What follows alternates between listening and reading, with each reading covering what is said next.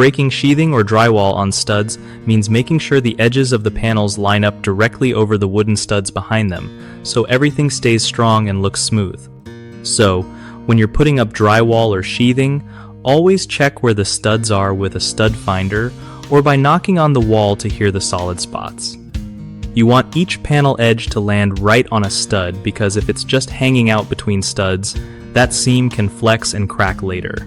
Nail or screw every edge solidly into those studs. No skipping. This gives you a flat surface, making taping and finishing way easier, and your walls won't have those annoying cracks popping up. Also, overlap seams properly when you're dealing with sheathing so moisture doesn't sneak in and cause damage. If you're cutting panels, try to plan your cuts so edges fall on studs instead of random spots. Doing this not only boosts the wall's strength, but also saves you from needing repairs down the road. Trust me, these simple moves make a big difference in how your walls hold up and look.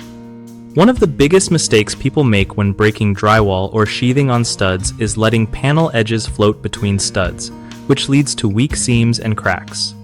To fix that, always measure carefully and mark stud locations before hanging panels.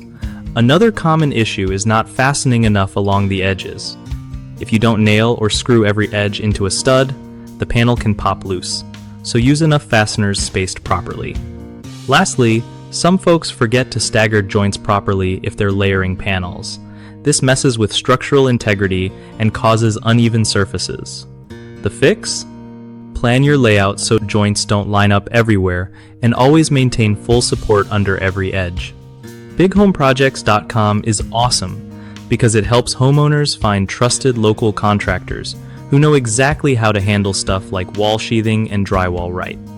It also hooks up contractors with real jobs from people who need their skills, making it easier for everyone to get the job done well without all the usual hassle.